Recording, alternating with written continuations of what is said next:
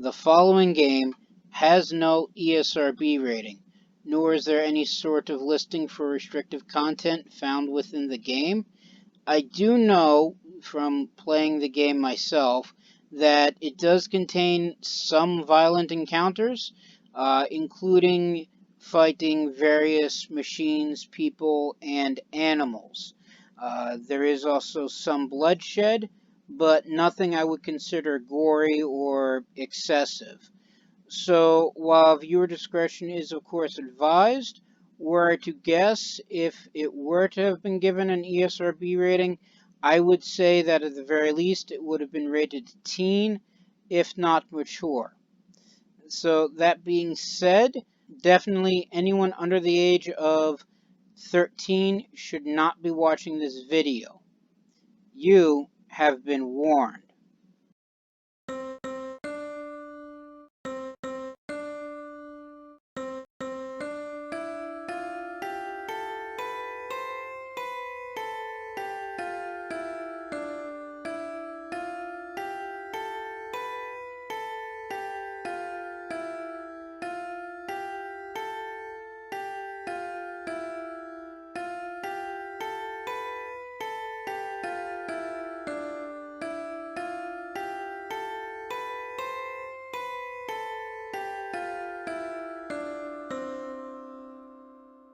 Greetings and salutations. I am Outlier, and I bid you welcome to this channel.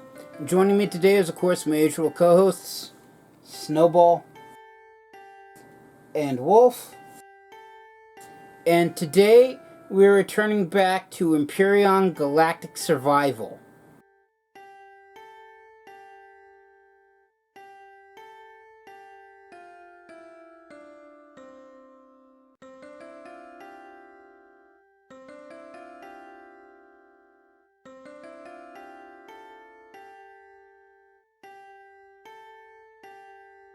So the premise of Empyrion Galactic Survival is that it's, I want to say, one of those massive multiplayer online games similar to Ark Survival Evolved, where you're dropped into a environment with next to no equipment and no supplies. And you have to adhere to various survival mechanics, otherwise your character dies. You have to make friends with other players, or your character dies because they kill them and take your stuff. And you have to build a base or bases and various weapons to defend yourself from both other human and AI opponents, or your character dies. Yes, because that's arguably one of the game mechanics. Not so much, it's not like one of those punishing difficulty games like Dark Souls or Bloodborne. Globe Sweeper is not incredibly hard. But that is the main gameplay mechanisms of this game. It's, as I said, a lot like Ark Survival Evolved, which is a similar type of game, technically the only game that I know of that's actually similar to this one, that has generally the same types of mechanics and same expectations. Now, unlike Ark Survival Evolved, in Empyrion Galactic Survival, rather than taming dinosaurs to serve as your main mode of transportation, you're building starships to do pretty much the exact same thing. And it's got a whole sci-fi bent to it. There are dinosaurs on some of the planets, but they're not so much pets as they are food and predators to hunt you.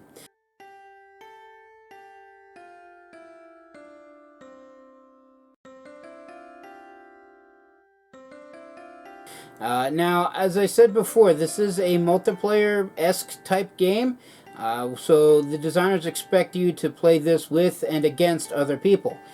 Me being the hermit that I am, I don't actually play with or against other people, and it's just basically me in the single-player offline mode, which is pretty much the exact same game, just without player factions. And there's still plenty to do by myself, and plenty of ways to mess things up all by myself, and all that fun stuff.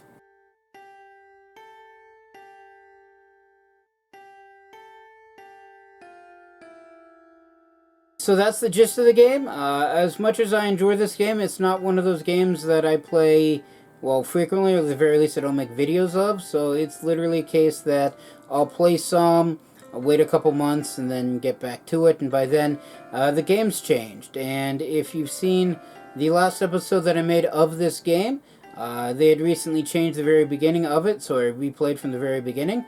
As far as I know, that beginning aspect, part of it, hasn't really changed. So I played the first couple of what passes for the main storyline, or at least the introductory storyline of the game, and I left off at needing to build a base and /or exploring a downed human vessel to figure out what's going on and where everybody went. So I'm pretty much right where I left off, and I guess I'll be picking it back up from there. And as such, this game is of course made by...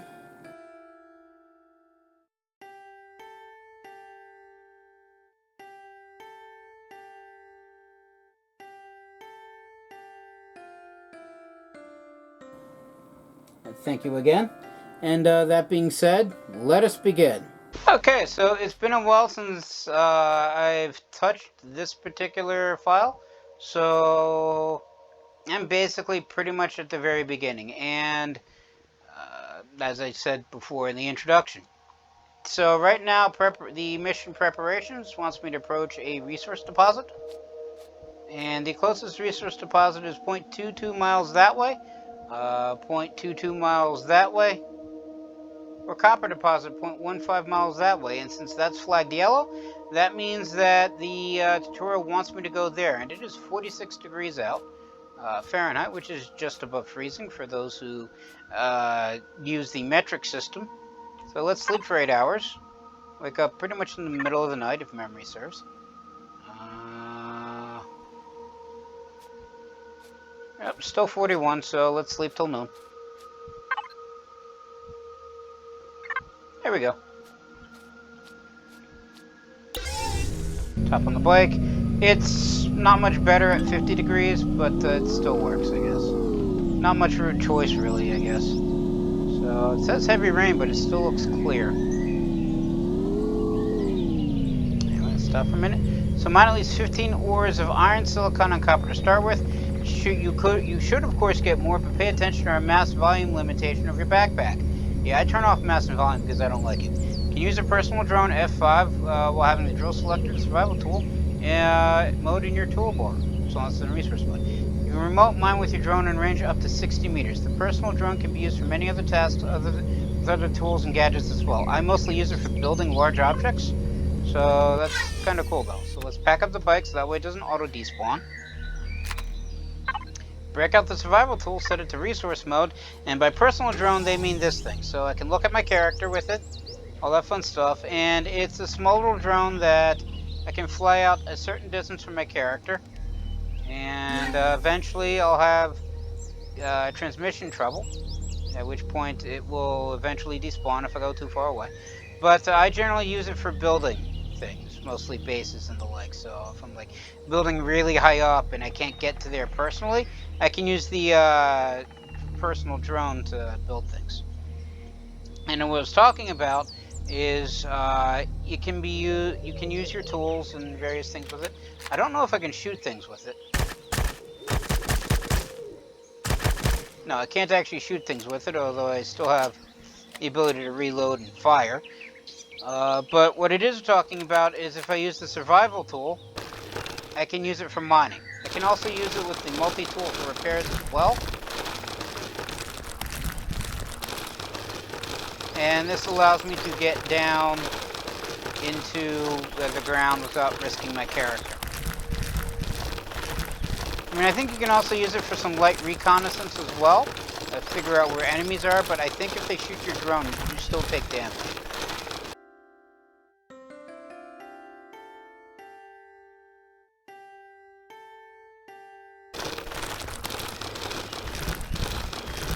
Now, personally, I don't really much use the personal drone for mining. In fact, this is actually the very first time I've actually used it for mining purposes.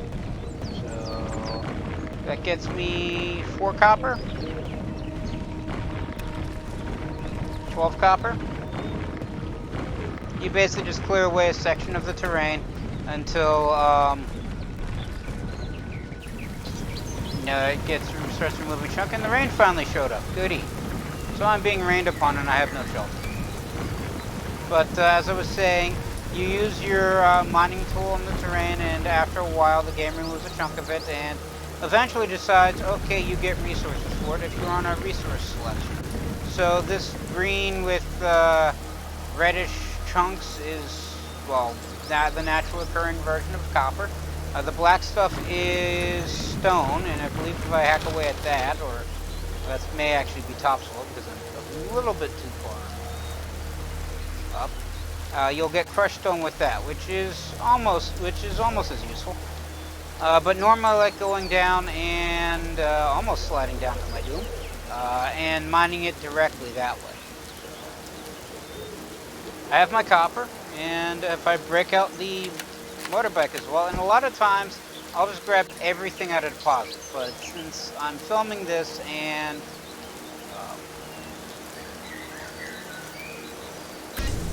now I want to make certain I get the most out of, well, everything, I'm going to stop at, well, 24. Now for some reason it wants me to go over to that wreckage area.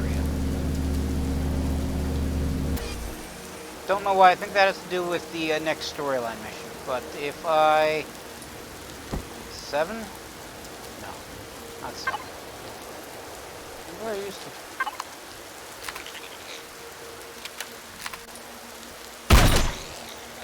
Right, had no idea what it was going to do. Usually they don't run up to you like that unless they plan on attacking, so... I shot it. And got some food, so... There's that. Now if I head back to... Where did I put my base?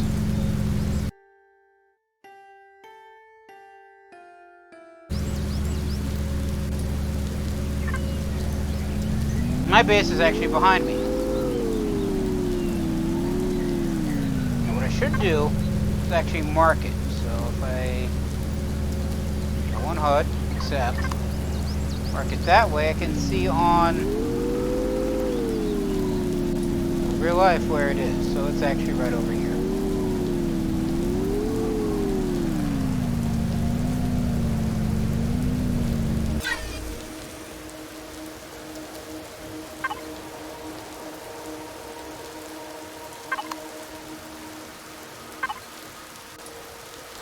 So stick this stuff in here. Turn... I want food. Turn the meat into a steak.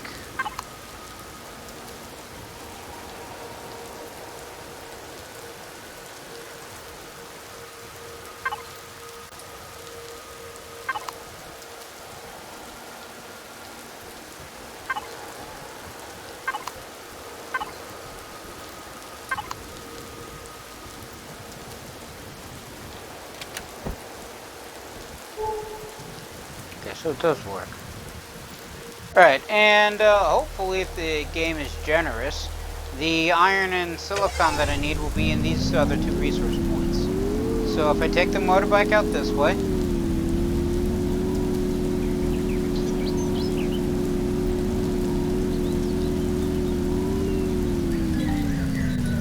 I find an iron deposit. So...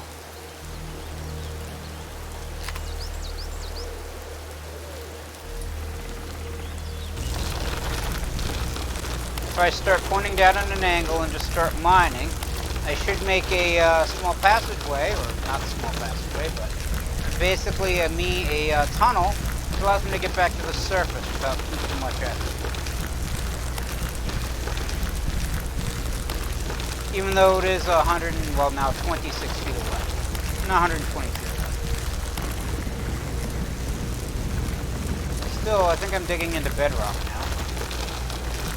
Or at least subsoil. Alright, and this is definitely bedrock because I'm getting first stone.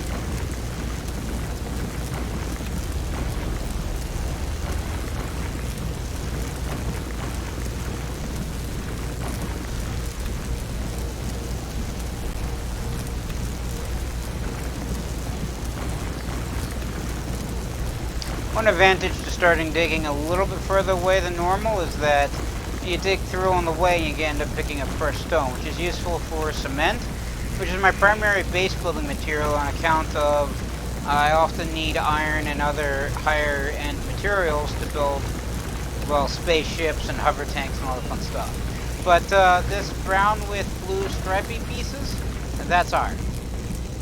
And I already picked up 6, I already picked up 18, I already picked up more. Right, so that actually stops as soon as I hit the objective. So I actually picked up 48 iron. You generally need more iron than most other resources, just simply because pretty much everything requires iron. Well, not pretty much everything. Practically everything requires iron. I think outside of a couple things that use silicon, like electronics uses silicon and copper exclusively, and I believe plastics use carbon fiber, and I think nanotubes require just silicon, but pretty much everything else that you'll end up making requires iron in some way, shape, or form. Alright, and let's hope that this resource unit that's 0.25 miles away is silicon. Otherwise, I'm going to have to go looking for rocks. And the rain has stopped, so at least in this portion of the world.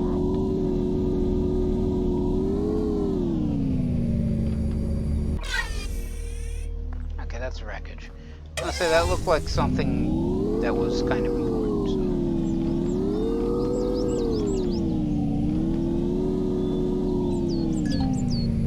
Alright, and here we have a small silicon deposit, so we're good there. Oh, there it is.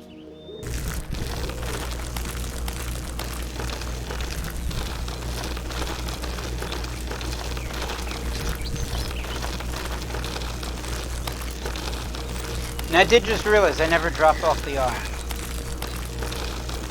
Oopsies. Oh well.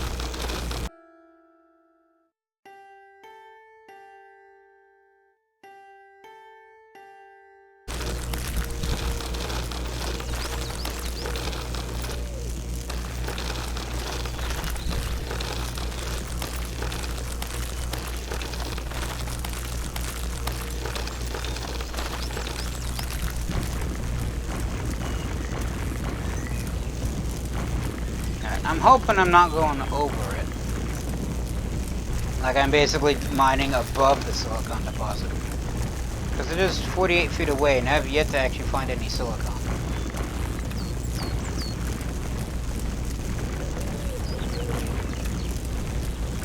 And speaking of which, this white stuff is your silicon. Or silicone. Whatever you want to call it. So the 3 primary resources that you'll generally be using in this game, or at least initially, are iron, copper, and silicon. Alright, so head back to base and put all materials in the portable constructor. You may also need additional materials such as fiber and crushed stone. Just dig out a little bit more.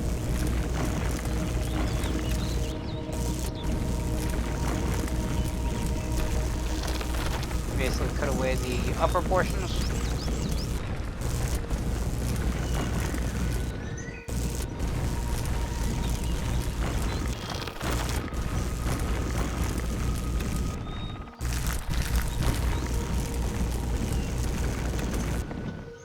And then head back out. So I ended up with 29 silicon. And the size of the deposit determines how much resources are there and how much you grab as you cut it away, and basically how large of a deposit it is. Hence why it's a size matter. With the larger the size being, of course, the more materials you end up getting. And at least on the initial starting planet, they're usually in small or medium sizes. Other planets where I think they spawn based off of your initial selections can get larger and various stuff. So in addition to a core, a generator, and a fuel tank, which are required devices to run a base or vessel at all, several other basic devices that improve the viability of your placement, opening up more possibilities and improve shelter and defensive capabilities. Craft a small constructor and a cargo box, equip them to your toolbar, and place them on the base. Might need to unlock them from the tech tree at first. Tip: you can either Enlarge the base, craft and place wood, carbon, or steel blocks and place them. Or you can use the build helper connect to base end to place devices anywhere on the ground. I actually generally like having everything right on top, well, directly connected to everything, so that's the plan I'm going to be using. So let me just eat this, because character's getting hungry. And I need to build a small constructor, cargo box, and a cargo box. So I think... Right, I don't have the small constructor unlocked yet. There that is. And nor the cargo box, so there that is. And we also get an ammo box as well, because any hostile faction, and by hostile faction I mean the Xerax and technically the Italians, if you manage to piss them off somehow, will attack any bases that you have. And if you go to the control panel, that's not the control panel, this is the control panel, go to statistics, it shows you exactly when the next base attack is expected to be. So for the Xerax Empire, it's going to happen soon. I don't really have much of a base, so that's why it hasn't happened yet. And with the Talons, because I'm friendly with them, they're not going to attack the base.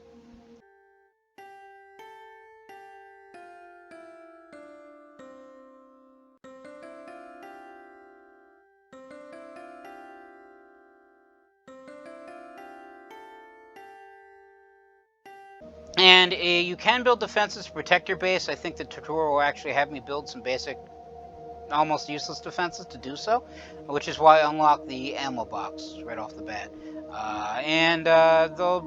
There's various different types of raids that the enemies can do, and I'll show them off, I guess, as they happen, if they happen. And it says soon, but they haven't attacked yet because, well, the base is pretty much nothing. Alright, so I'm going to need, if I select the right category, a small constructor and a cargo box. And the portable constructor will just make everything as needed. And if let's remove 3/4 of the crushed stone, because, let's remove all the crushed stone. Because if they run out of basic resources, it's on me. I'm going to have the second portable constructor just make concrete blocks, which is my primary building block for bases, as I said.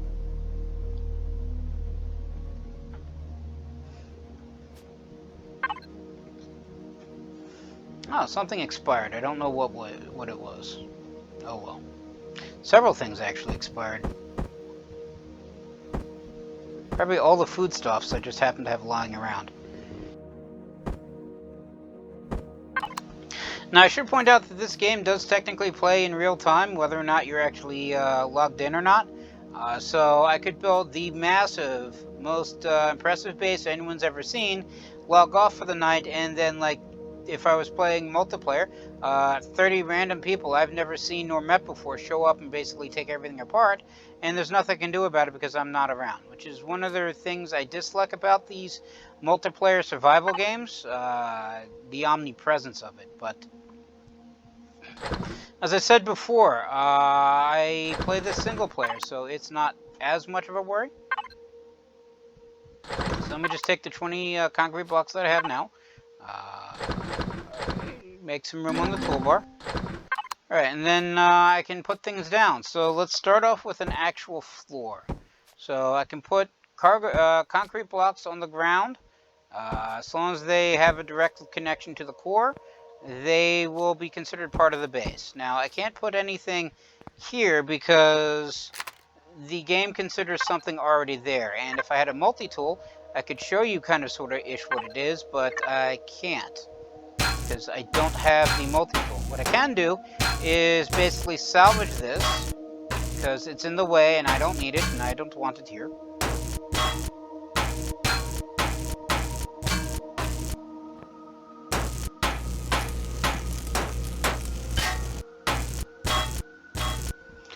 I get a couple steel plates back, but because it's salvage and not remove, I don't get the actual block.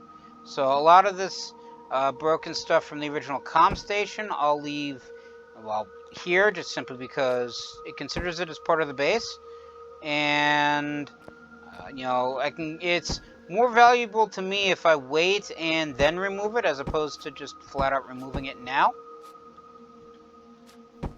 And the one problem with building is when you accidentally put the block in the wrong place, especially if, again, you don't have a multi-tool.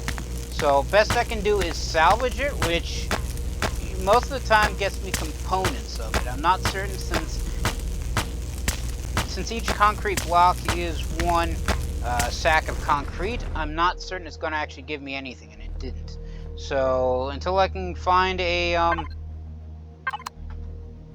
actual multi-tool and the ammo to power it, because multi-tools do require power, I'm going to have to be careful with what I build and where I put it, because once I put something down, I can't actually pick it back up again. So this is the small constructor, and as it was saying in the tooltip, I can rotate it around. I can also move it up and down if, you know, if I say want it here, but it keeps wanting to put it up here. I can just simply do that. And I can also rotate it around, and what I can also do is change its orientation, so I can actually place it upside down if I want. It'll still work exactly the same. I can also attach it to this wall if I so want to. But I don't, so I'm just going to put it right here. And there's no, like, control panel that you need to be at, so it's like, not like in order to use it, I always have to be facing this side or this side. I just hit F, and since I don't actually have a cargo box set up yet, there's the cargo box, I can't actually use the small constructor. So what I can do now is basically put parts in there. And so it says constructors need to be linked to a cargo unit to be able to work. To do that, click the drop down next to the input on top left and select the container from the drop down to connect it to the production logistics of this constructor. Next, improve defensive capabilities and placement, the base. Craft and place a sentry gun and ammo box. Click on the help button above the construction queue to learn more about how to add materials, retrieve crafted devices, logistics network, and more. Don't really bother with logistics network. I think that's kind of a, I mean, there is a cargo pallet. Oh look, there actually is a multi-tool here. That's interesting. So I select the cargo box, which is this box, and then I can use the constructor to build anything from this box. So for instance, because there's only 9 steel plates in the cargo box, I can only make mechanical components. So if I make one mechanical component, of course the base has to be on for that, but as you can see, there's 9 steel plates here, and if I power this thing on, so I think it still has gas, yeah. You know, it makes the mechanical components, and to show that off, I'll just make another one. And there it is, and now as you can see, there's 7 steel plates and 4 mechanical components, because each time you order a mechanical component, uses up 1 steel plate and gets you 2 components. So it's not always a 1-to-1 ratio with a lot of stuff. And one of the things that I can do is actually yank everything out of the survival, or the portable constructor now, and I actually have a multi-tool here as well. That's interesting. Right, and since I filled in pockets,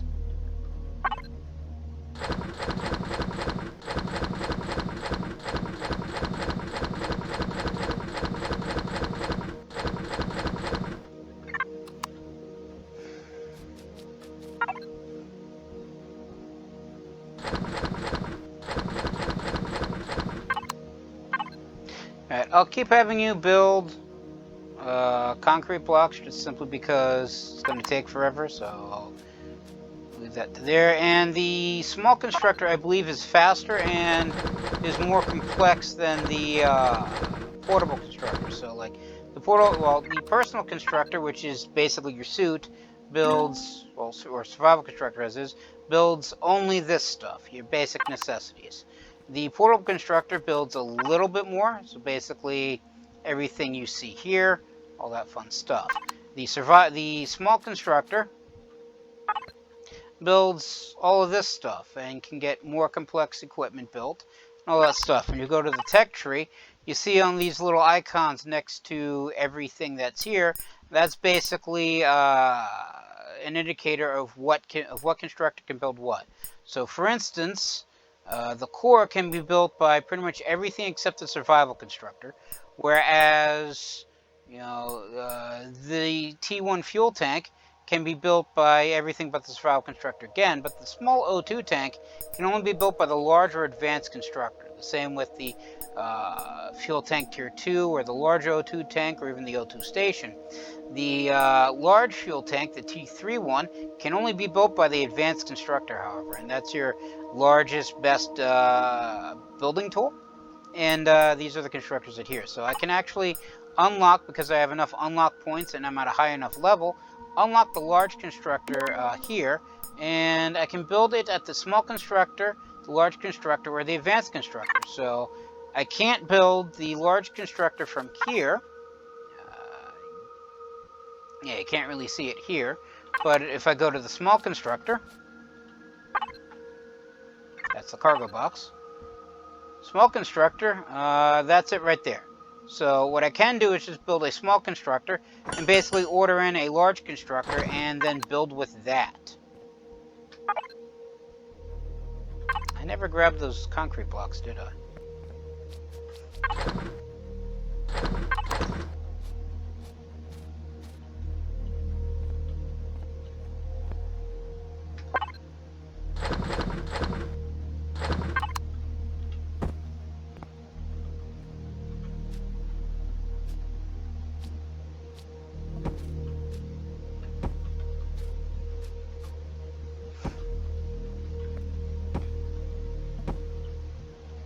And I didn't put a block here because I was in the way, so just hop out and put in a new one.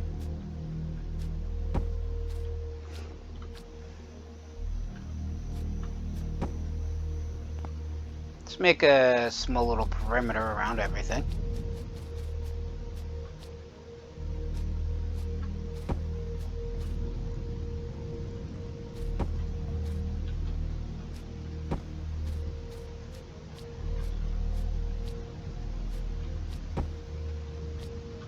Huh, I actually guessed that correctly. I have expected it to be, well, off, truth be told.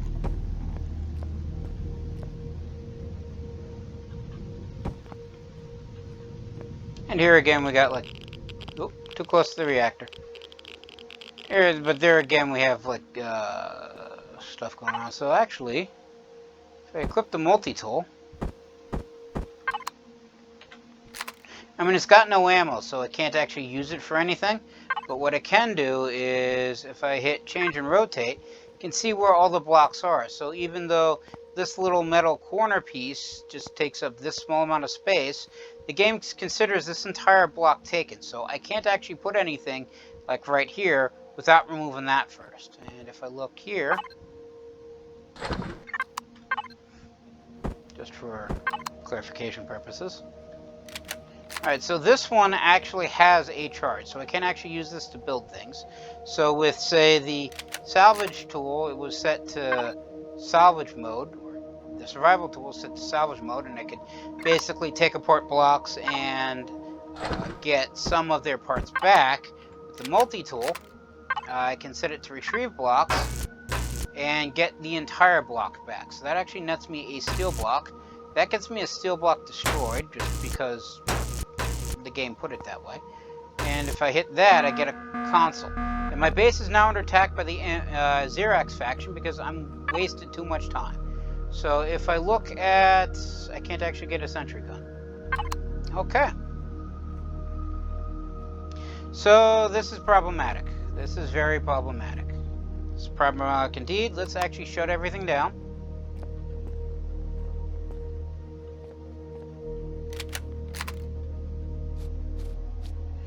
Okay, so I mentioned there's various different types of options in terms of raids. One can be a bunch of drones where you get attacked by a bunch of drones, and then there's this one where it's a troop transport.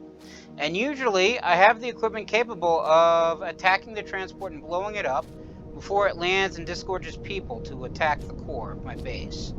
Sadly, I don't have that right now. So I'm going to have to deal with this the less than nice way. I'm also don't have any armor equipped, so this is going to go very bad very quickly if I'm not lucky.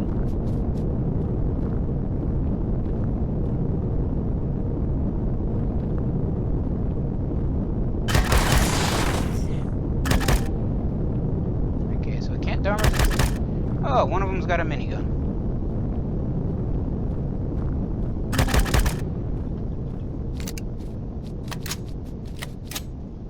Alright, so I know they're going to come for the core. So if I hide, use this as cover.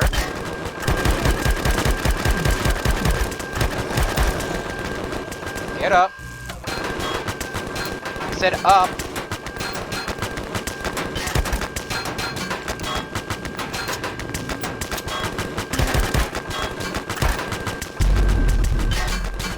Get up. There goes my core.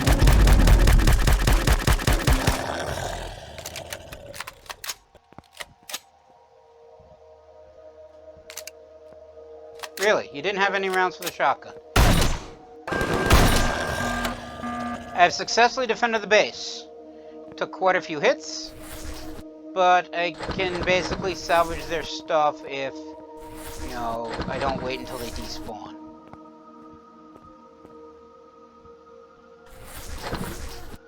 So I get a whole bunch of stuff as well as some food. And the core did actually take a hit. And that's not my multi-tool. And another thing that the multi-tool has over the survival tool, it has the ability to repair blocks, so I can actually fix the core that way. And actually, let's retrieve that. And I mean, there's a dead body in the way, so can't actually put a concrete block down yet. But now, if I look at the control panel, the next attack hasn't been determined yet, but it's going to happen in the next couple of days. So, power back the base on. Base is back on, right?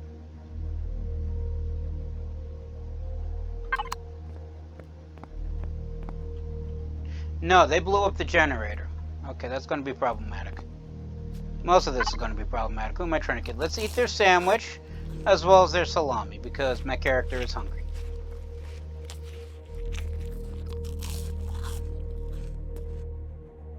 Also have a bunch of energy bars just sitting out here. And also let's use a bandage to heal. Alright, so without a generator there's no means of power, which means small constructor isn't working. So I need to... That's not the cargo box. Take out the stuff from the cargo box. Where is my... I'm not seeing iron, so let's just take the iron, silicon, and copper ores out. Run all the way back to the portable constructor, even though it's right here. Dump all this in here. And, I don't have enough for a motor. Why don't I have enough for a motor? I need nanotubes. I need carbon substrate for nanotubes. Thought they required, silicon to make. No, it's this thing, the optical fiber, that requires the silicon. Okay, and now that I can make that, I can make a new small generator. So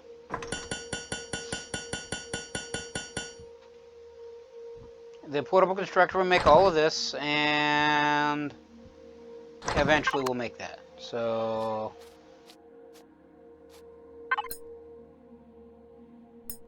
I believe the sentry gun was actually locked right now, so there it is. So unlock that. Unlock that for projectile turrets. Let's also unlock solar panels as well. And the food processor, which is what I need to actually make food. The plant grow light, because I need that to grow crops out if I don't want them just sitting on the ground. Let's also unlock the container controllers, because the ammo box is by default 2 blocks wide and 1 height and 1 depth, whereas the container controllers are initially only a 1 square block, but you can also build these container extensions and basically make however much, you know, basically custom build a custom sized cargo container. Almost forgot what I wanted to say.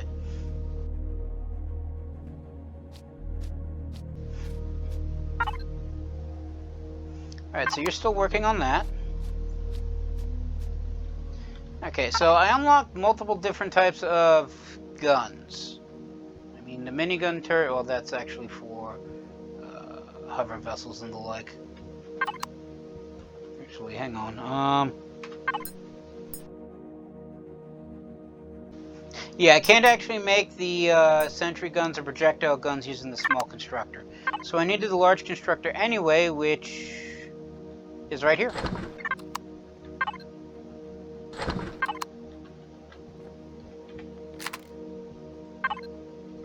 Right, I'm used to having the multi-tool be on spot 9, so that's why I keep hitting the survival tool instead of it. So let's remove the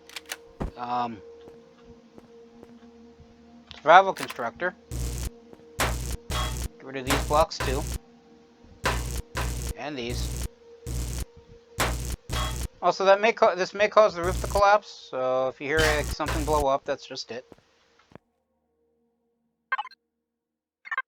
Alright, and these wall segments also cover these areas. That's part of the reason why I couldn't put the large constructor there. So let's actually remove all of this. Hopefully I have the battery power to do so. Grab that light. Yeah, see, this is what I mean by the roof collapses. It's not technically connected to anything anymore, so it fell down.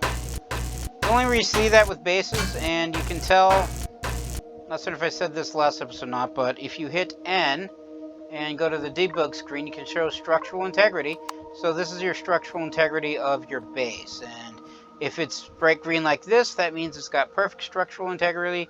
If it's a little bit green like that, it means it doesn't.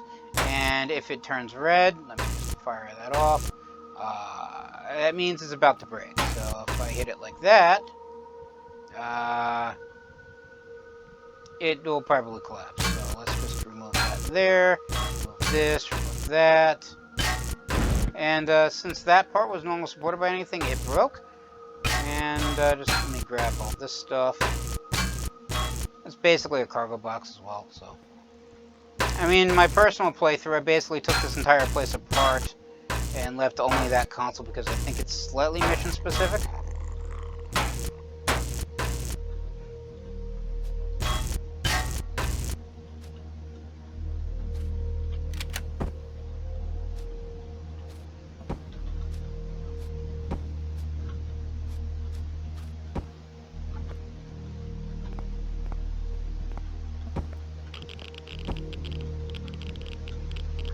Alright, that sent the character flying. Alright, and because there's actually broken concrete here, I can't put a block down there. So let me just fill this places in.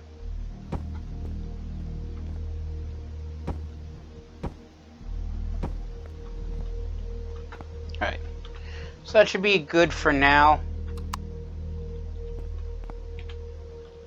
Generator fixed yet? Oh, and by the way, now that I removed all that space, large constructor right here. And this gets me quite a few extra stuff. If I select the cargo box there, I can get all this stuff. And I can't build any of it because I took all the iron, silicon, carbon substrate, and copper out so I can build this thing because the last one exploded. So if I put all of this back, except the generator, which I need, now I can now make some extra stuff. And since I don't have any crushed stone, I can't make more ores or advanced ores because I don't have those parts, but all of this stuff is locked. If I scroll up, all of this stuff is good except the container controller ammo, which requires cobalt alloys, and cobalt isn't found on this planet. So I'm going to need to build an ammo box anyway. Yes, I will once I turn this thing back on.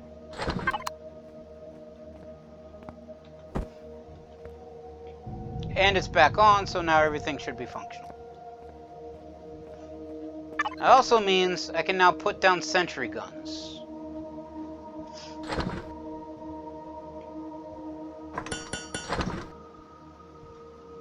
So I need to build one sentry gun just because, well, the mission said so, and I'm also building 4 projectile turrets for the actual base defense.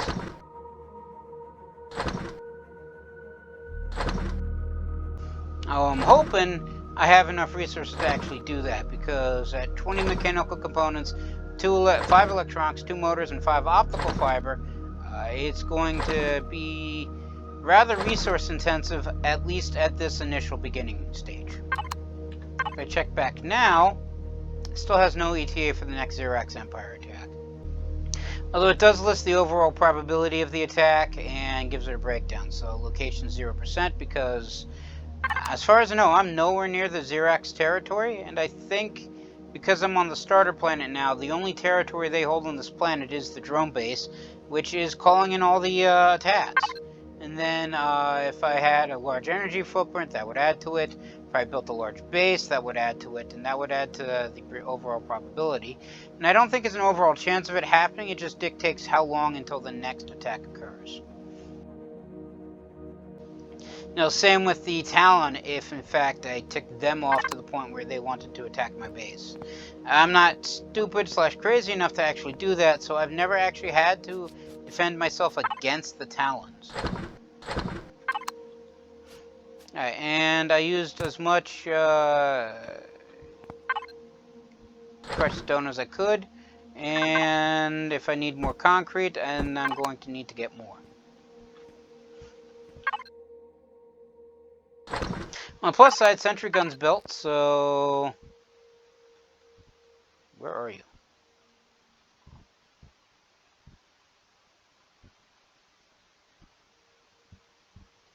Oh, there you are. I was gonna say, like, it did... And there's the ammo box. So, just for thematic purposes, and if I bring out the personal drone, I can do this. At which point I put down the portable turret, or sentry gun, and what I like doing is having the retractable ones. So basically I put this here, and if I turn it off, it slides down in its own little cubby hole. So it's kind of neat, and I like having retractable turrets. And turn it back on, and it opens back up. So that's primarily what I use the personal drone for. And much like the... So what's that? But that's actually the turret firing. It's clicking because it doesn't have ammo. So note that ammo always needs to be put in the ammo box. Turrets will reload there automatically. Adding ammo to a non-ammo container / box will not work. For your personal protection, you should now craft and place an armor locker to equip and modify your armor suits. Open Control Panel P and click Fill All button below the ammo list. This will put any matching ammo from your inventory to the ammo boxes for your base. I actually did not know that. But every weapon system requires ammo, so if I look at the sentry gun, it requires... Where is it? No, it doesn't actually say here, which is sad, but this icon here supposedly represents a variety of different blocks. But if I were to, say, pull out the projectile turret, which, as I said, my primary defense, and it gets quite large, I can select which one it is. So if I go with the cannon turret, it's going to need the 30mm bullet, whereas if I went with the minigun turret, it's going to need, where is it?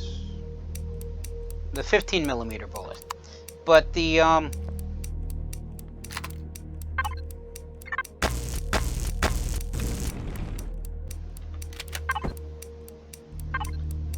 minigun turret has a faster rate of fire, so what I generally like doing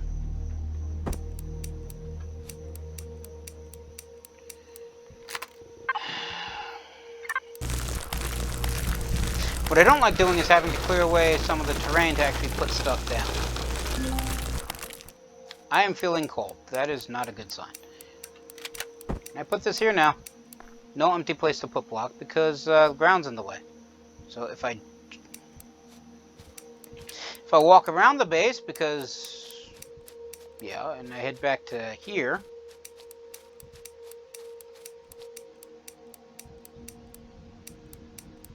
And just hug my little portable heater. I should no longer be feeling cold.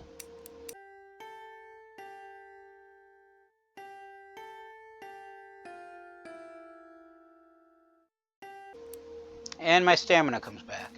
So I hike back over this way. I believe the sentry guns require projectile rounds, so let me add that to the queue. Now what I can do is change the input, so if I'm using this just for ammo, I can select ammo box, and everything that the constructor builds goes into, well, that particular box. So if I wasn't building, say, this projectile turret, I cancel it, but I want the projectile turret.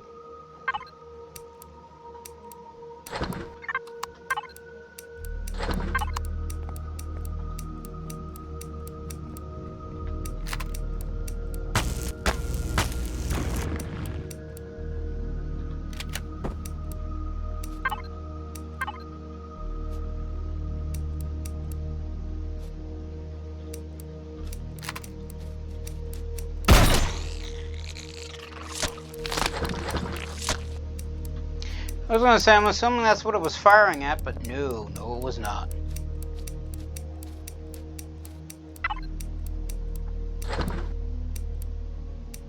Let's make a nice steak.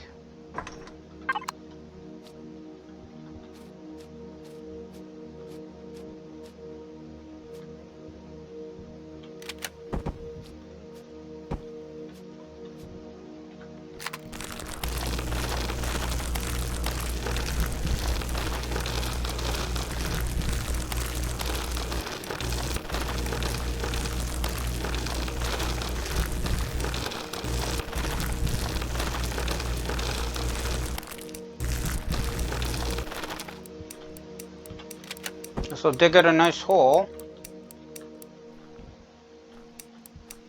Really, still can't put this down? Okay, fine.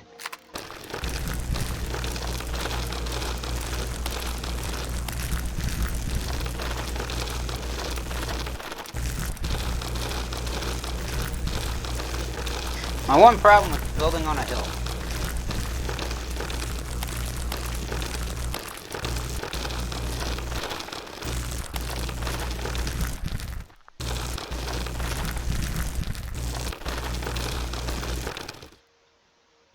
Alright, so I'm trying to dig deep enough so that way it registers as being able to put a turret here. But, there we are. But not have that happen. Because now there isn't any ground supporting it, so it automatically broke. Luckily, it doesn't turn it into destroyed materials. So if I go this way, I should connect it and hopefully give it enough support. There we go. And now if I look at structural integrity, I mean, it is slightly green. So that's the one thing I was worried about, digging too deeply.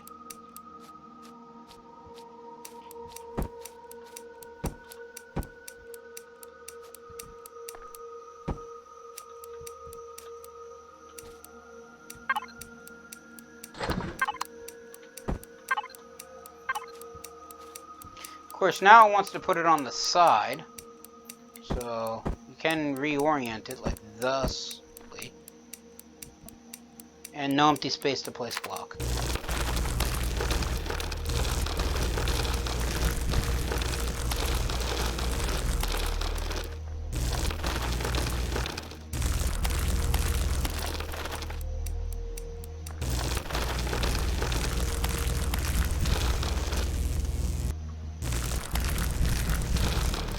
How about now? And there we are. I can reorient it so that way it faces whatever direction I want. And again, no support.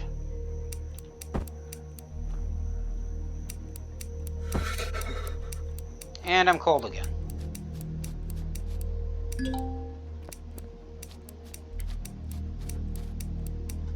I usually don't have this kind of this much trouble with this game. Just eat that right out of the constructor.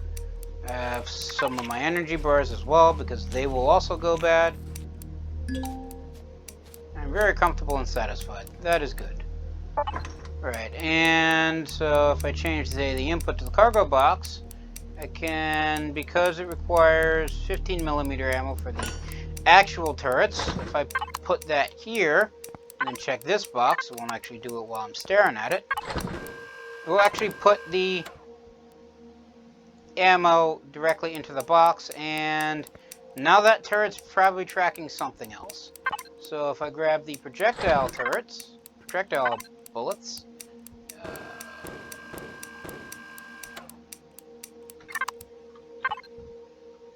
oh, put it up there. Oh, I didn't actually need to make any, because I have over 700 of them. Stick those in there. Now I can also manually control my various turrets and other devices. So if I go to sentry gun and hit access, I can now control the sentry gun. I can also reload it. I can also shoot things.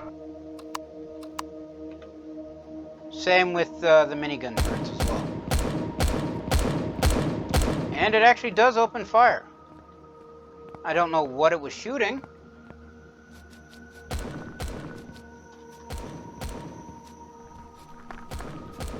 Probably these guys. Because they're sometimes considered predators, and the guns do fire upon predators.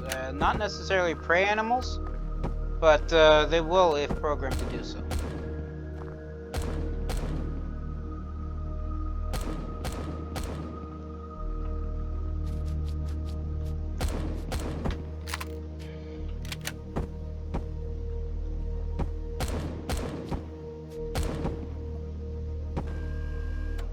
Alright, hopefully they don't take out my tent doing that.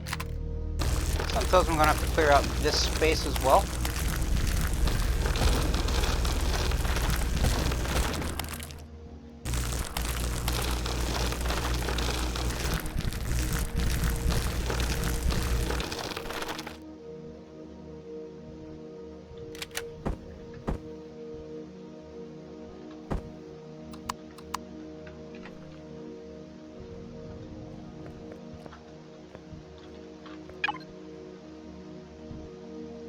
Where's my other turret? There we are. Something else went bad. Add that to the pile.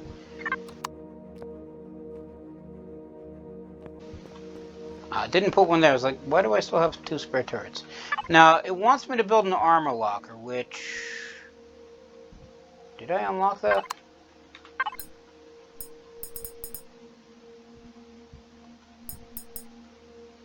No, I did not. Now I have.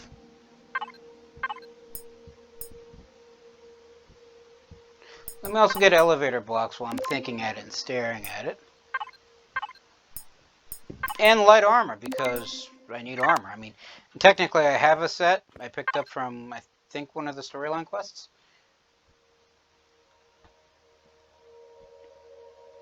Yeah, so that's the armor right there. The armor locker is... Where did I put it? Right there. They always change like the looks of things, so it's sometimes I'm looking at like for the old imagery of it or icon for it, and it turns out it's something else. Alright, stick this thing of meat in here. Make another steak.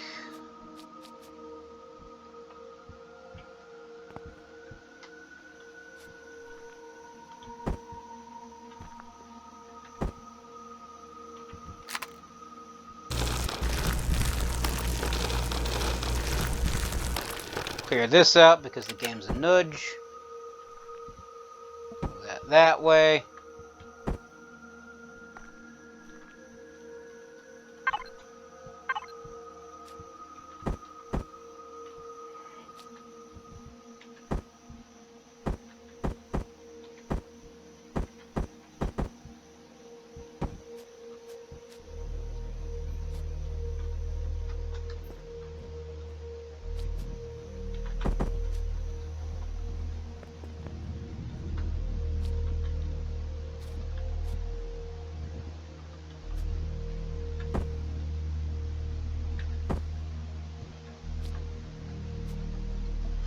Alright, there's still not enough room over here.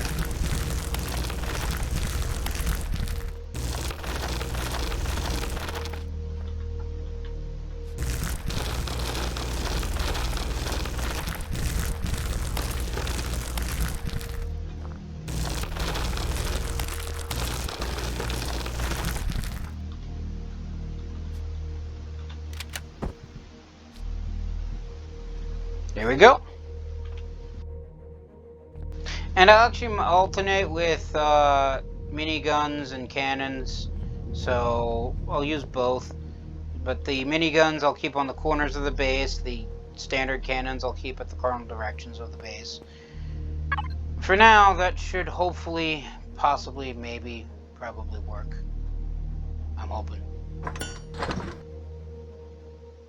Let's make 10 of these, so that way all the turrets have some ammo. And the armor locker is now done. So I can place that here. Set it up against the constructor. And then I access the armor locker. So in case you already found an armor suit, equip it by simply dragging it to the armor slot, this slot here. Otherwise, you craft and equip the light armor right away, as it not only adds additional hit points for upcoming combat, also adds the functions of a suit light, jetpack, and helmet. Next, craft and place a clone chamber. Check game mechanics Q&A in the Empyropedia for more info on suits, boosters, and their management. So since I picked one up from somewhere, and I can actually store armor and other things in the locker. Well, okay, not an armor or boost item. So I can store extra armor or boost items into the locker, and if I equip the suit, cue epic music.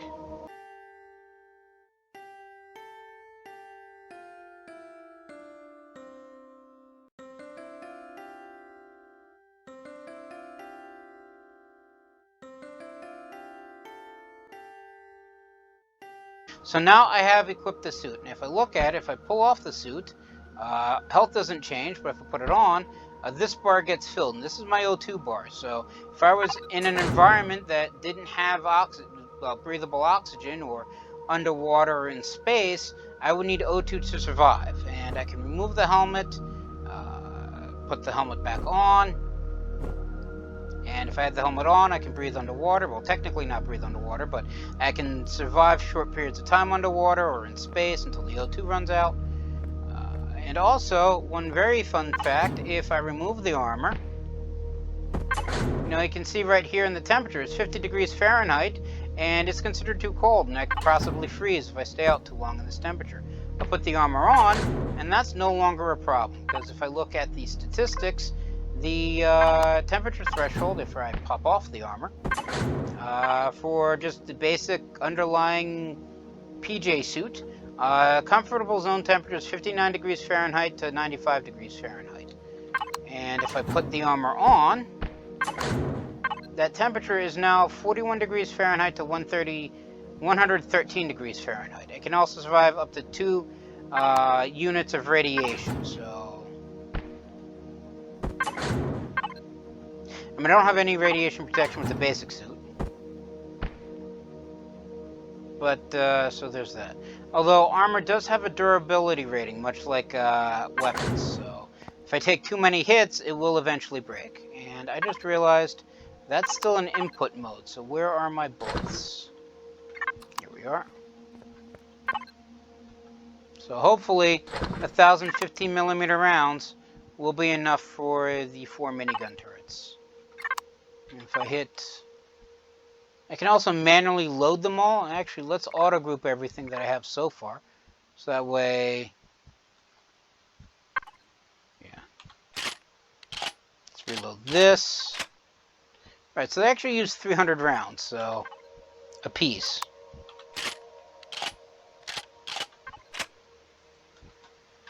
So at 1,000 rounds, I'm not actually going to be able... Let's actually... load the other empty one first. Not actually going to be able to reload all of my turrets to this maximum. This final turret only has 177 bullets. So I don't know if it stopped prematurely or if I only get 100 rounds. You only get 100 rounds per ammo count, so... I add 5 more.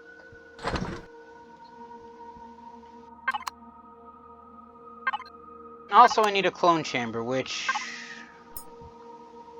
Do I have to unlock that? I don't remember.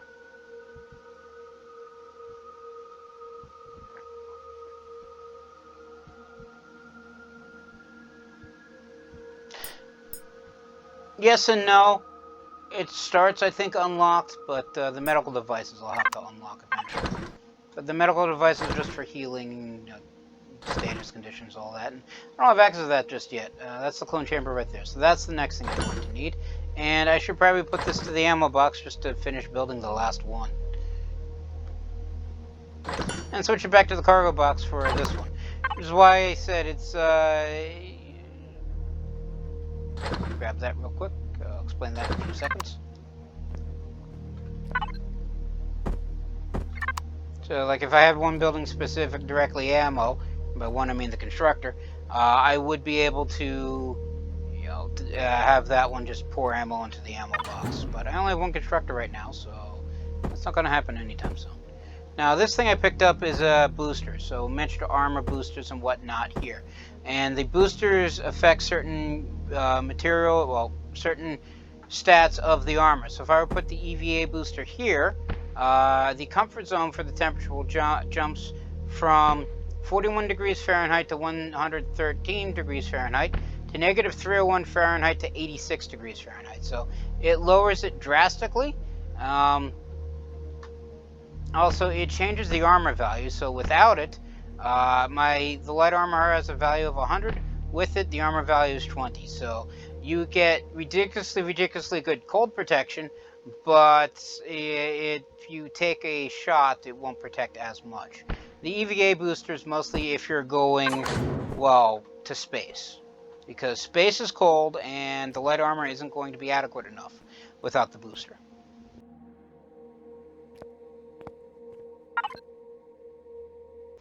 Alright, so this clone chamber is now done. So I'll pop that on here.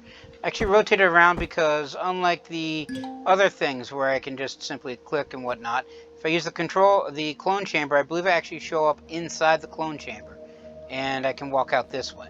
So open the control panel P to check the home spawn checkbox. As long as your base has a clone chamber, you can respawn there. Up next, building a food processor. So if I go to the main base, select home spawn. So that way, if my character gets taken out while adventuring out and about in the wilds, I can either respawn near where I died, but could be hazardous depending upon what killed me. Probably still be around. I can start a new from a new escape pod, which crashes down much like the very beginning of the game, or I can spawn from the home, which would spawn me at this cloning chamber. And more advanced cloning chambers will allow me to basically heal the character without needing to respawn. Now I know I unlocked the food processor, that's it right there, so let's just pop it out. Also, I need to basically set up a small farm, so I need a growing plot, a growing plant grow light, all fun stuff. So let's also get a 1 growing plot, which I just need for the tutorial. I mean, I should actually build them in groups of 9 because the plant grow light, which is required for growing plants indoors, if you set it at the correct height, will cover a 9x9 area, well 3x3 area I should say. So let's actually remove all of this stuff because this is going to be my farm. Yes, it will be eventually.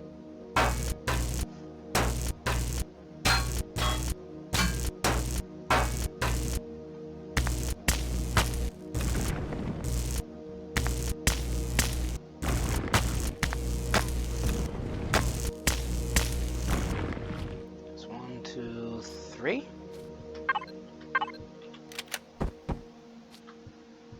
Yeah.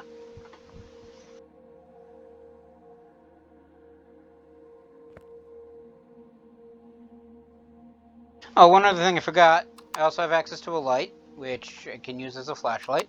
And another thing I forgot, because I wanted to mention it when I said I forgot something, turn that on, I get a jetpack, which allows me to jump higher. Although it does have a rechargeable fuel cell, which does require recharging.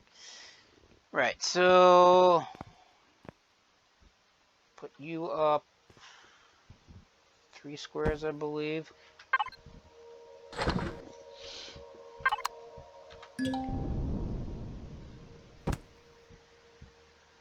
Alright, you are actually steel blocks. I do not have any concrete, do I? Got 4 things of concrete. Okay. I should have put this in the middle. That is my mistake. Put that there. Break out the personal drone. Go up 1, go up 2. Go out ways 1. So I don't actually have enough. I do have enough concrete. Go out 2. And I made this little L shape so that way the plant grow light can be put right here, and I believe it needs to be 2 blocks above the growing plots. So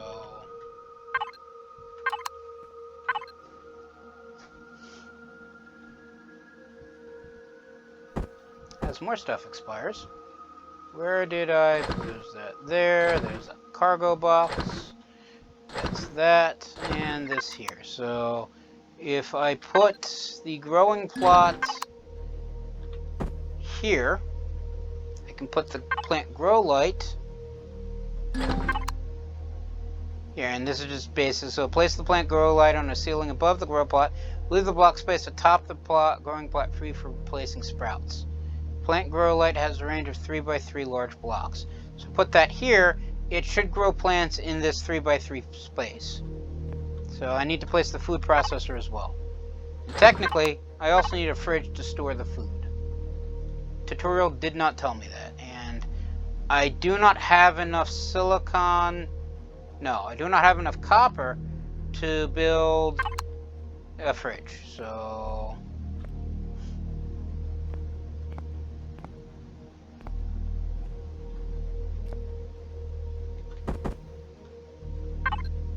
put that there.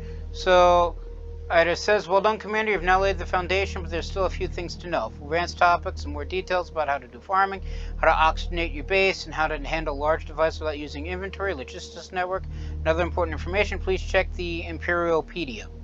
So a food processor allows you to craft advanced meals, medicines, and materials required for farming. To proceed, use the capabilities of small constructor and the food processor to craft a growing plot or of any material and a plant grow light. You can link the input-output of any construction machine to each other just by assigning their cargo units and containers accordingly, so they can be shared. This way you do not need to manually move the crafting materials, so yeah. It says that you should, the Keynote Writer says, you should also be ready to go to the wreckage position the Talon sent us. If you do not feel ready yet, you should spend some more time preparing your equipment. We will for sure be running into angry Xerax troops. So if you use the food processor, it basically works the same. I can select the cargo box, and it pulls stuff from there and all that fun stuff. But the food requires a special, because food goes bad, as explained by the ridiculously large pile of spoiled food I have. We just grab some more copper.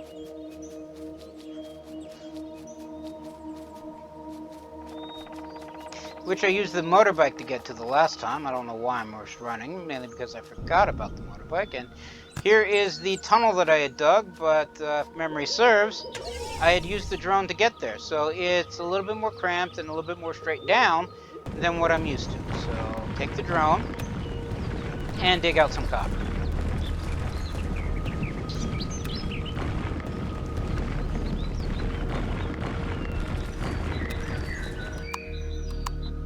Alright, and I can just despawn the drone right now, but I feel like getting it out of the hole. Although, I can't actually see the drone when I'm not operating it, so truth be told, I'm not entirely certain what the drone actually looks like. I mean, I've seen people on YouTube play the multiplayer component, and I've seen, or at least earlier versions of this back when it was still in early access. And I've seen somebody else's drone, but I don't know if they changed how it looks. Just grab all this stuff.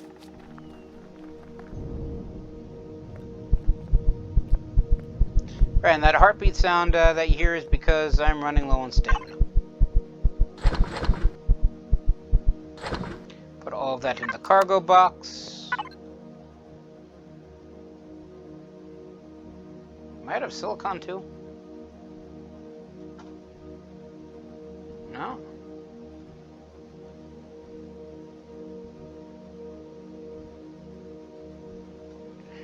Right, I didn't actually put the copper in. Silly me. Oopsies. Now, I know it says 1 here, but as I said, things aren't always in a 1-to-1 ratio, so if I actually go to the copper ore, it uses, well, copper ingots, I should say, it uses 5 copper ore per thing, so it uses it in groups of 5, but it gets me 10 ingots per grouping of ore, so at 13 ore, not counting the 5 it already used, I should get 20 ingots with 3 ore remaining.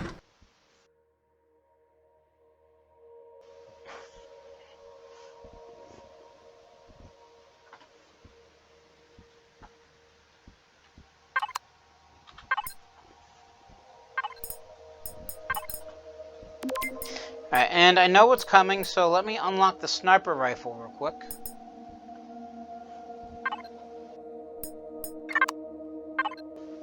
And then build one. And ammo for it.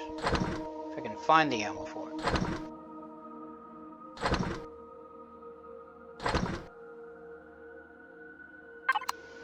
Alright, and so grab the fridge.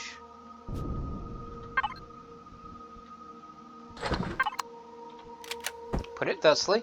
Now the fridge operates a lot like the storage cargo boxes, but what makes the fridge special is that if you put food in it, food will not expire. So things like the spare energy bars that have a perish time of 48, well now, the ones that I keep in my pockets will eventually degrade, but so long as the fridge still has power, the perish time for the energy bars and any other perishable objects will not expire.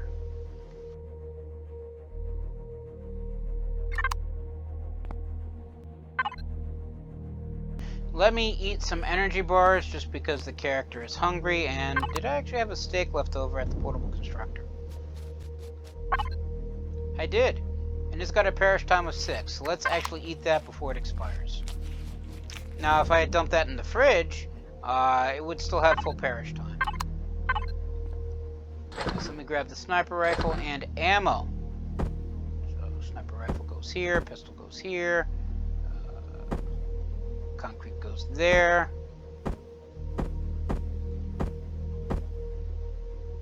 I actually have the flamethrower equipped, so I was like, why am I still carrying the ammo for it?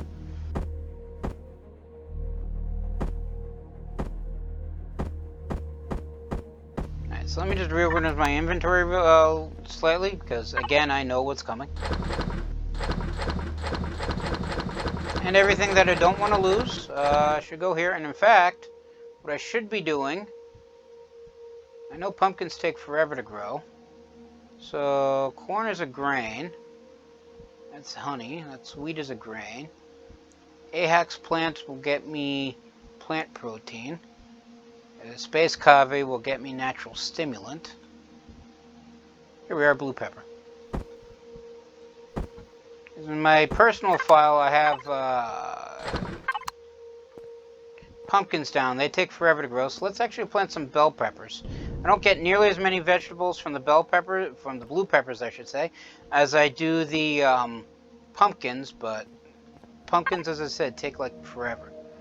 So I can't actually build any more because I don't have any spare nutrient solutions, and I can't build more nutrient solution because, well, it's not listed here. I need stone dust, purified water, and spoiled food. That's the cargo box.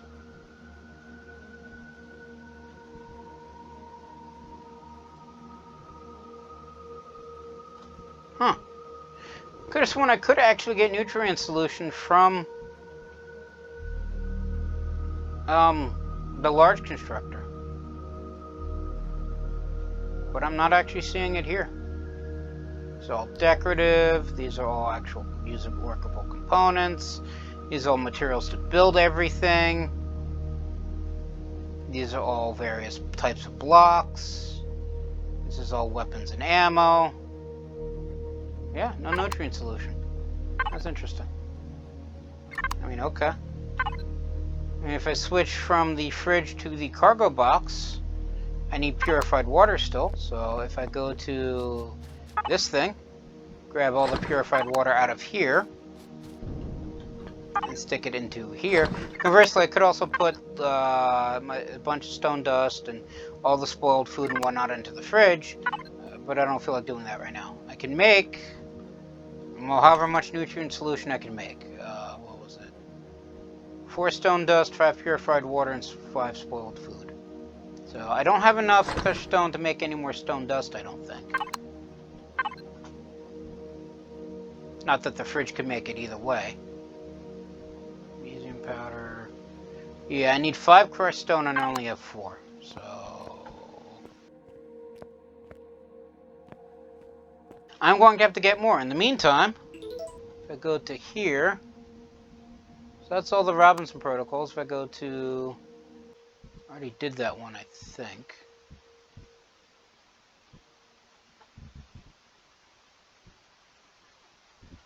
Right. So it's not actually explaining how the next storyline mission works, but I'm assuming that'll happen once I get there. And I put the motorbike away, didn't I? There it is. But as you can see, the energy bar is currently in my pockets. I have a repair time of 46 now. If we go to the ones in the fridge, they're still at 48.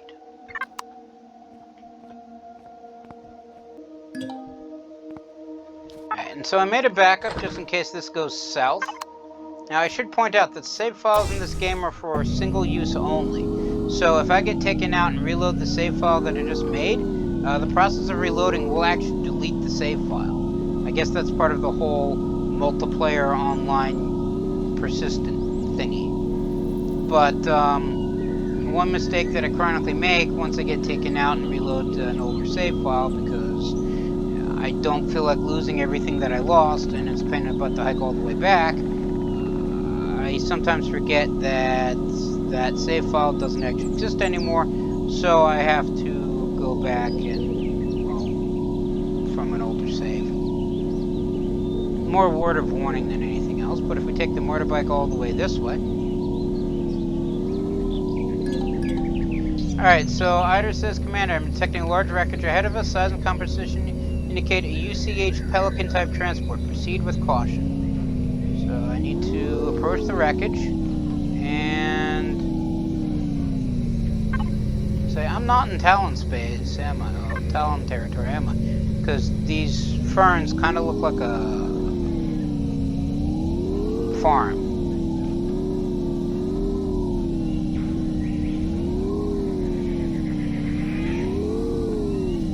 Right, so since I can't actually fight with the motorbike, what I'm going to do is walk the rest of the way.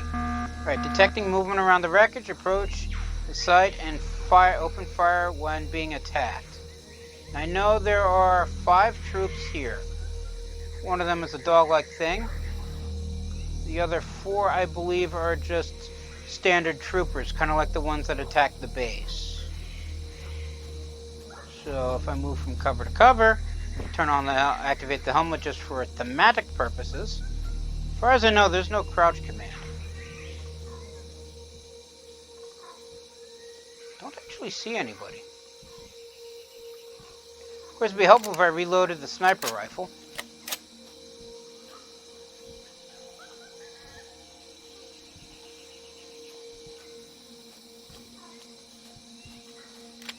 In fact, let me actually reload all of my guns.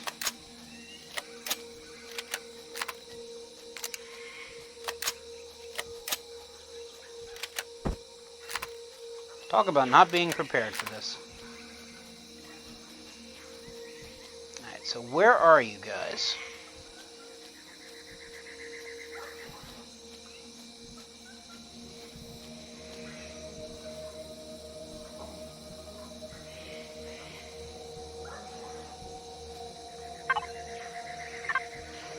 Unfortunately, standard troopers don't really appear on the mini-map.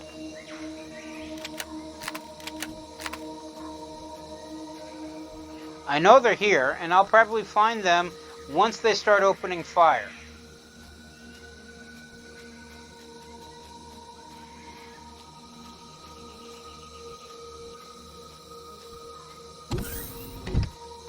Alright, there'll eventually be someone in there.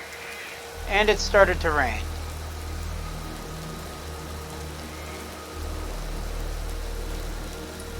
Okay, seriously, where are these guys? I mean, last time I did this, I brought a militarized hover vehicle, and it took care of everything for me. But I figured that would be slightly less than interesting to watch, so I came without it this time.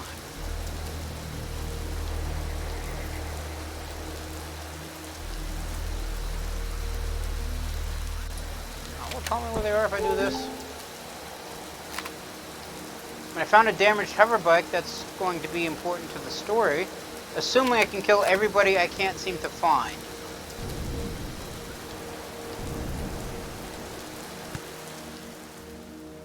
Anybody home?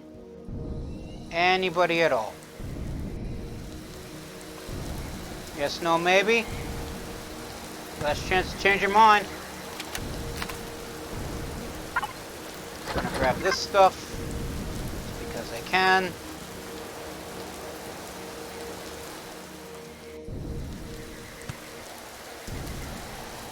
Okay, this game usually isn't that broken, so that way they don't actually spawn things that need to spawn. I know they're here somewhere.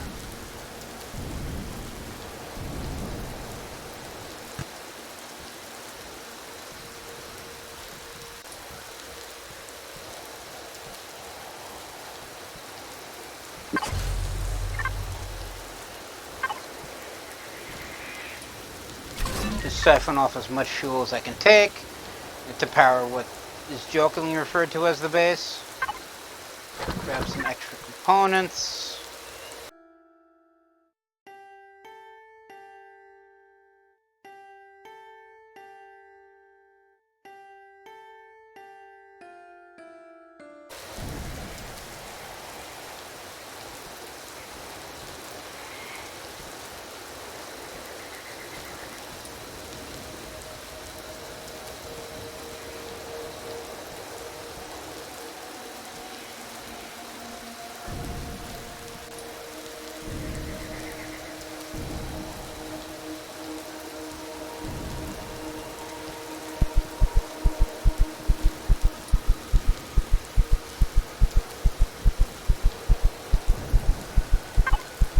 Grab this stuff.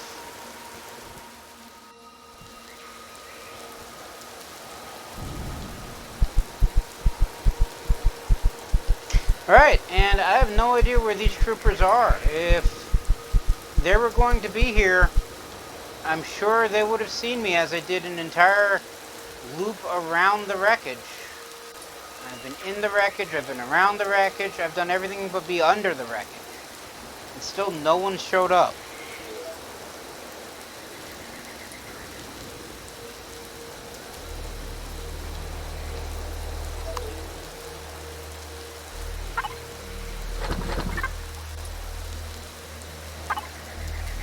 This is important for the storyline, I believe.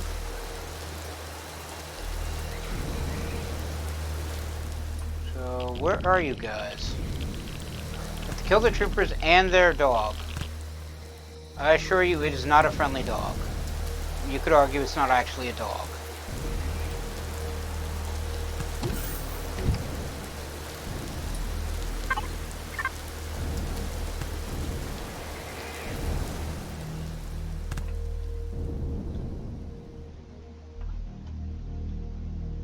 Oh look, an O2 station. Interesting. An armor locker. Nothing in it. Plant grow light. Some plant plot, well, some growing plots. Some medical devices. The question is, can I get back out of here? Technically yes, but still no. Because it's sideways and this door's in the way, and there's no crouch or crawl mechanic, so since this piece is right here, I can't actually climb clean through the door.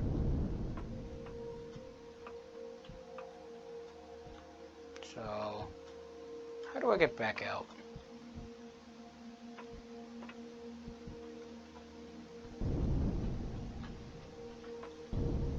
guess this way, actually. There we are.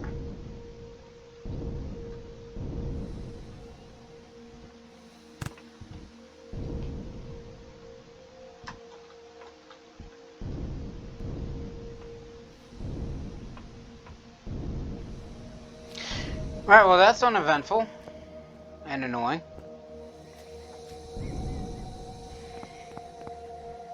Now, I was promised a fight, and the game did not deliver.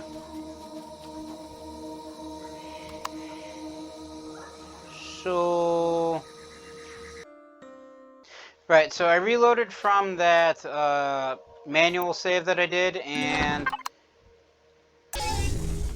resaved it. So, let's see if the enemies will spawn this time. And before I forget, all guns get reloaded.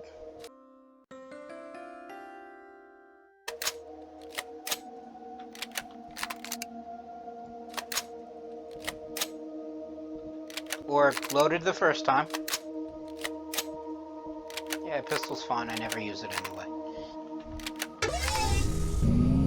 And off we go.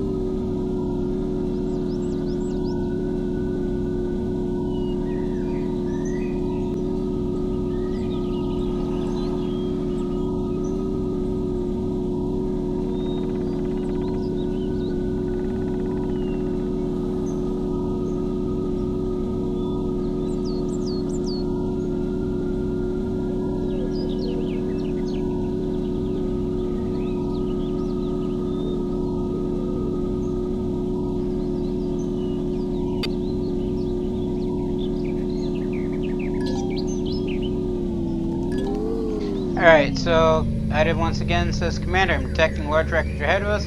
Size and composition indicate UCH Pelican type transport. Proceed with caution. That was some Talon units off to the left hand side.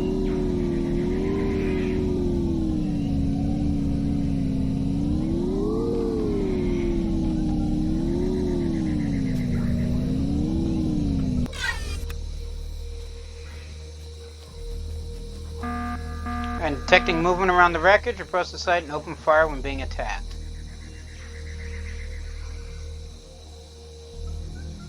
Just see wreckage, just see wreckage.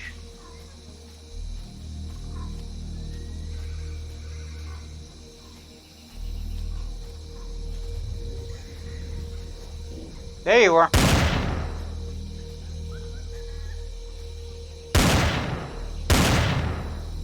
Alright, so that was the Ripper Dog. That's one down. Just to know they spawned this time. That's two down. Yeah, like I said, not really the cuddly type of dog. Okay.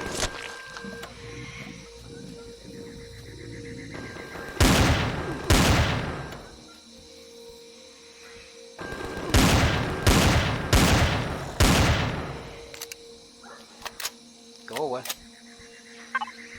Alright, so that's three down.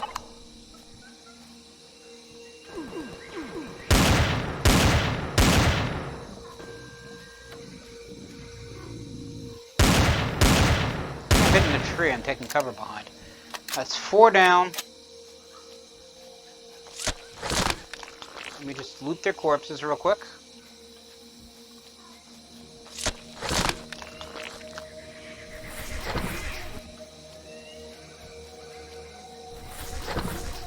Right, and someone's still here. Oh, goody. Power core. Hopefully, he didn't fail to spawn, because power coils are quite useful. Take the gas again. Oh, there you are. Jump. Hide. Heal. Switch to something shorter range. Where did you go? There you are. And you're dead. Grab all of his stuff. So, Commander, it seems the soldiers are taken in prison, which is not Talon. Speak to him. Sorry, I tried to say that in a commanding voice. Didn't actually work.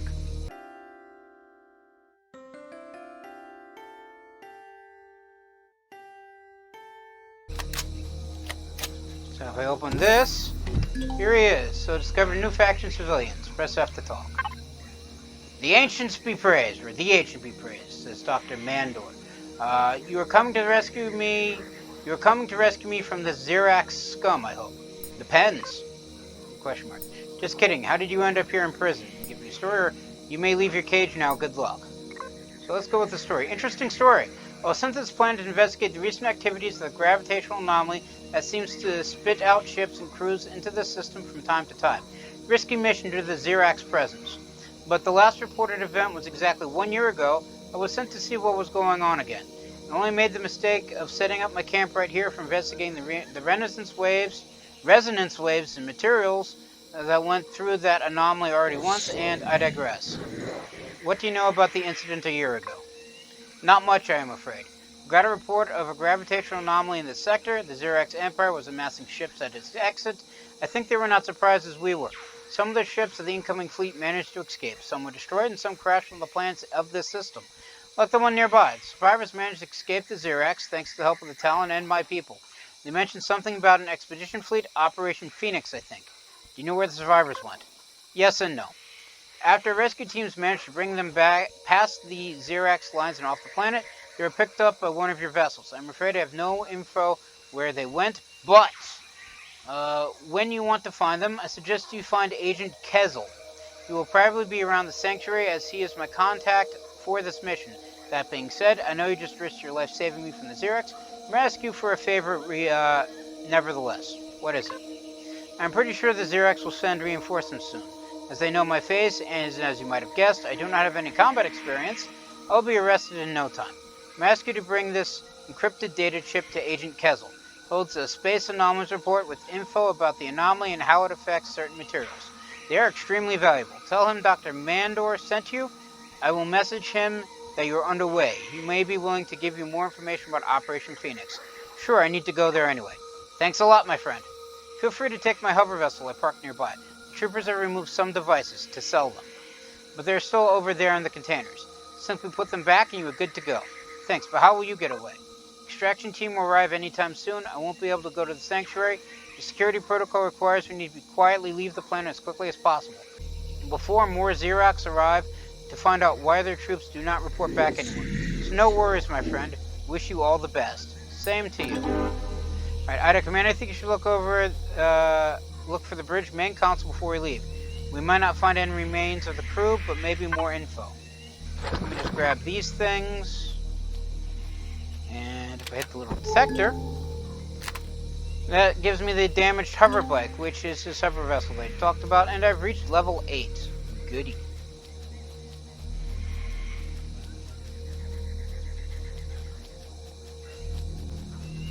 So, this is a hover vehicle. Ida, there's a damaged hover vessel. In case you want me to help you with the topic, have a seat in the cockpit. This gives me to talk about the hover vessel. So, pilot seat, open control panel. Go to the devices tab and check yellow entries. The devices need to be added in order to allow the vessel to function. So I need them. So I have a missing generator and a fuel tank, which I just picked up. So open control panel P. Already did that. So if I get out of the cockpit and kill that spider that was trying to stalk me, this one.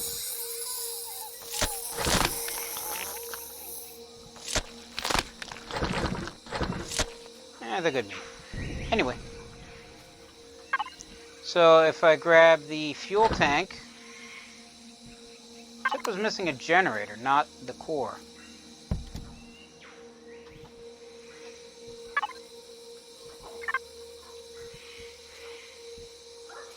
Alright, so I'm assuming the fuel tank goes up there and the generator underneath of it.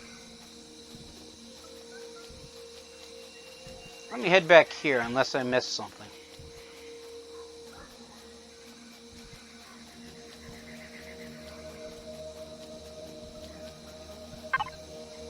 Ah, I did miss the generator.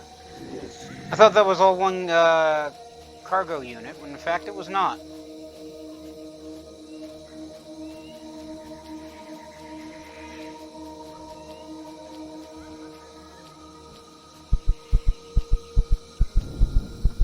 Ah, here we are.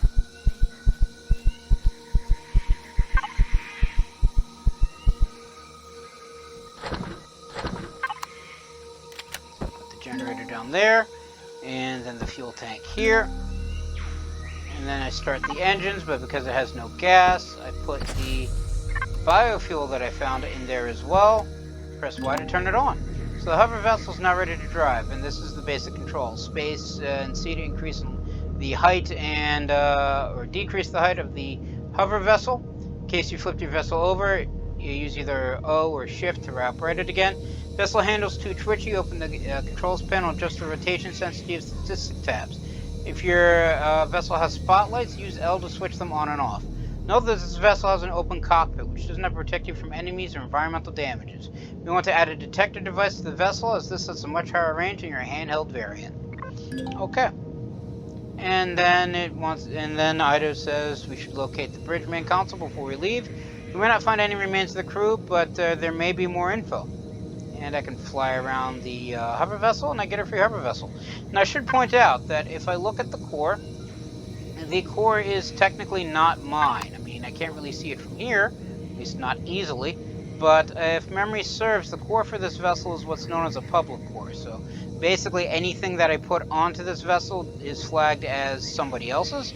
And while the game does give me permission to use any sort of public cored vessel, it's not flagged as mine. So if there were other people here, they could also use the this particular hover bike. And if I remove anything off the hover bike, I don't get the actual component back. I get some of its resources. Now what I can do, assume I can access the core, it's actually underneath, like right around here, but because it only uses the introductory hover engines, it gets about that high, so I can't really see underneath of it easily, but there are ways. But if I can access the core, I can remove the public core and put in one of my own.